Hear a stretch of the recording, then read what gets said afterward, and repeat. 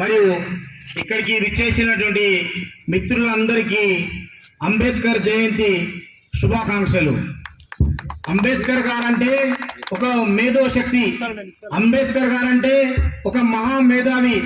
ప్రపంచంలో గుర్తింపబడిన మేధావులలో ఒకరు అంబేద్కర్ గారు.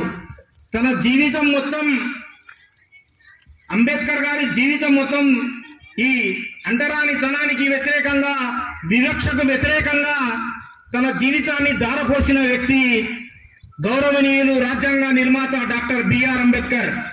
నిజంగా చెప్పాలంటే భారతదేశంలోని యువత అంబేద్కర్ గారి జీవితాన్ని స్ఫూర్తిగా తీసుకొని ముందుకెళ్తే ప్రతి ఒక్కరి జీవితం, ప్రతి ఒక్క విద్యార్థి జీవితం, ప్రతి వ్యక్తి యొక్క జీవితం ఆదర్శవంతంగా ఉంటుంది. అంబేద్కర్ గారి ఆశయాలు, అంబేద్కర్ గారి ఆలోచనలు, అంబేద్కర్ గారి యొక్క దూరదృష్టి ఎంత గొప్పగా ఉంటుందంటే నేను ఒక విషయాన్ని మీ అందరితో చెప్పదలుచుకున్నా. తెలంగాణ రాష్ట్రం ఏర్పడక ముందు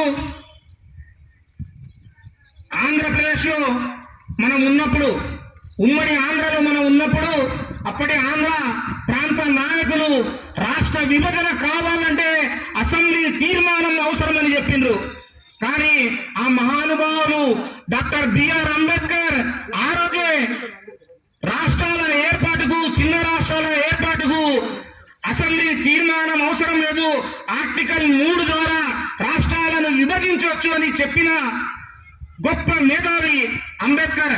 ఒకవేళ అంబేద్కర్ గారు రాష్ట్ర విభజనకు అసెంబ్లీ తీర్మానం అవసరం లేదు అని చెప్పకపోయింటే ఈ జన్మలో కాదు, భూమి ఆకాశం ఉన్నంత వరకు తెలంగాణ రాష్ట్రం ఏర్పడేది కాదు. ఇది ఎంత ముందు చూపు కలిగిన వ్యక్తి అంటే ఆయన యొక్క మేధావి, ఆయన యొక్క ఆలోచన విధానము ఎంత గొప్పదంటే ఈ ఒక్క విషయంలో మనము అర్థం చేసుకోవచ్చు. ఉమ్మడి ఆంధ్రప్రదేశ్లో మనం ఉండింటే, తెలంగాణ రాష్ట్రం ఆవిర్భవించకపోయింటే ఈ రోజు జరుగుతున్నటువంటి అభివృద్ధి, ఈ రోజు మన తెలంగాణ ప్రాంతానికి వస్తున్న ఉద్యోగాలు ఎప్పటికి రాకపోయేవి.